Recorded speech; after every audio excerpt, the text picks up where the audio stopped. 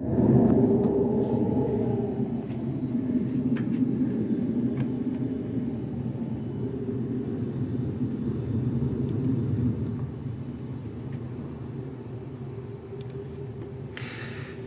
Hudson había nacido en Inglaterra cerca de 1565 y su desaparición en vida fue en la bahía de Hudson en 1611. Se trataba de un navegante de origen inglés que exploró el océano Ártico realizando importantes descubrimientos.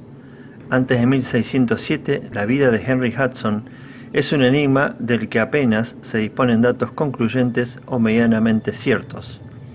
Ese año Hudson fue contratado por la English Muscovy Company de Londres para intentar descubrir un paso desde Europa a China y Japón por el océano Ártico. Al mando de una sola embarcación, la Hopewell, Hudson partió del puerto de Gravesend con una tripulación formada por su hijo y 10 marineros más. Nada más llegar a Groenlandia, el 3 de junio, Hudson puso rumbo norte hasta alcanzar la isla del Príncipe Carlos, tras de lo cual siguió bordeando la costa Spitsbergen, actual Svalbard, y alcanzó la latitud 80 grados norte, el punto más cercano al Polo Norte, conseguido hasta entonces por el hombre. Al no encontrar salida alguna hacia el oeste, Hudson decide descender hacia posiciones más meridionales y descubre la isla Jan Mayew. Debido a los problemas surgidos por las bajas temperaturas, es que el barco se queda atrapado entre los hielos con peligro de fracturarse por la mitad, Hudson no tuvo más remedio que regresar a Inglaterra. Para el 22 de abril de 1608, Hudson repite la expedición con el mismo navío y tripulación, pero esta vez elige una ruta algo más larga. Navega por las costas de Noruega hasta las islas de Nueva Zembla, por el mar de Barents.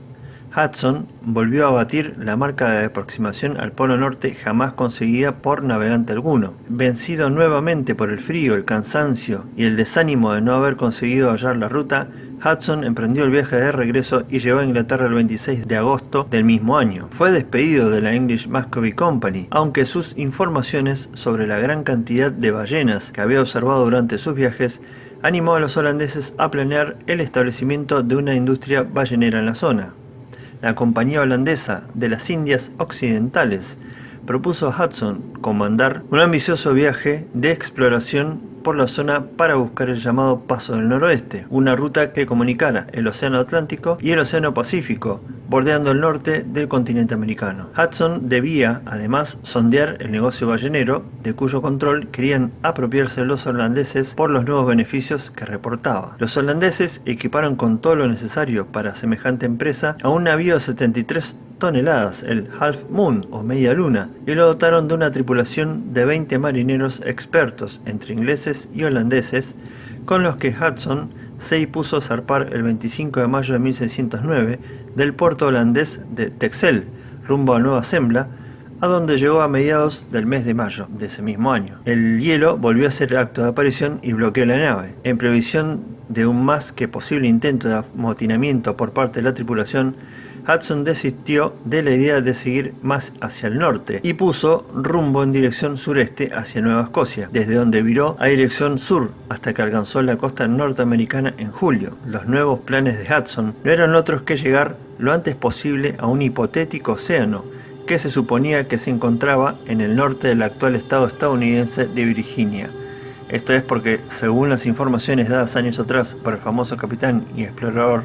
John Smith, el cual debería ser la puerta de entrada de un pequeño istmo que separaba el Atlántico del Pacífico. Después de anclar en la localidad de Sandy Hook, donde los indios le ofrecieron tabaco y demás enseres para seguir la marcha, Hudson continuó la travesía hacia el sur, costeó Terranova, hasta que el 3 de septiembre el Half Moon hizo su entrada en lo que hoy es la bahía de Nueva York.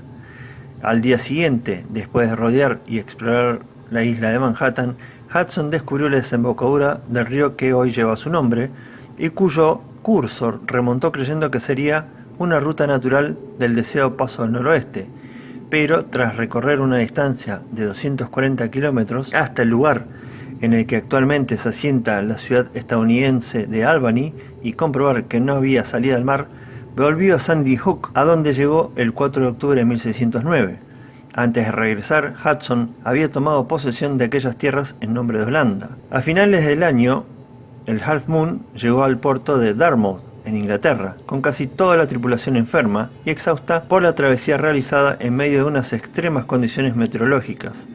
Nada más pisar el suelo inglés, Hudson y su tripulación fueron retenidos por orden de las autoridades inglesas. El rey Jacobo I, disgustado al enterarse de que Hudson había trabajado como explorador para Holanda, país con el que Inglaterra comenzaba a sostener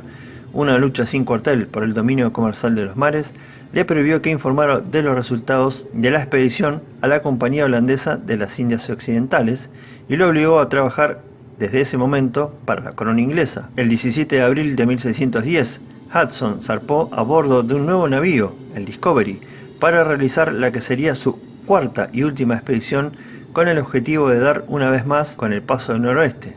El viaje fue patrocinado por la recién creada Compañía Inglesa de las Indias Occidentales,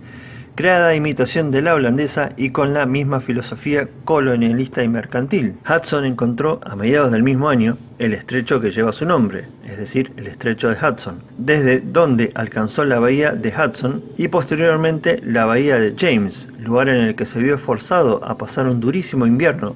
debido al hielo y a la falta de alimentos y madera seca para calentarse. Con la aparición del primer deshielo, en la primavera del año siguiente, la tripulación estalló en un motín que Hudson no pudo sofocar. En el mes de junio, los amotinados abandonaron a suerte a Hudson y a 7 marineros más, incluyendo su propio hijo y otros marineros que eran fieles o estaban enfermos, a los que metieron en una pequeña chalupa que probablemente debió naufragar en algún lugar de la bahía de Hudson, ya que nunca más se supo de ellos ni se han encontrado restos que pudieran proporcionar algún indicio sobre el lugar exacto de la tragedia. Respecto a los amotinados, la mayor parte perecieron en aquellas tierras inhóspitas o en el durísimo viaje de regreso a Inglaterra. Los pocos que alcanzaron la costa inglesa presentaban un estado lamentable y fueron encarcelados en un primer momento, aunque al cabo del tiempo recobraron la libertad puesto que los cabecillas de la rebelión habían fallecido. Aunque sus proezas fueron menos trascendentales que el descubrimiento de América por Cristóbal Colón, la apertura de la ruta de las especias de Vasco da Gama o la vuelta al mundo de Fernando de Magallanes y Juan Sebastián Elcano, debe reconocerse a Hudson como uno de los principales protagonistas de la llamada Era de los Descubrimientos, además de dar su nombre a un río en Estados Unidos de América, a una bahía y a un estrecho, ambos en Canadá. Los viajes de Hudson reportaron consecuencias prácticas, el establecimiento de factorías balleneras en Spitzberg y la iniciación de un próspero y lucrativo comercio peletero en las márgenes del río Hudson.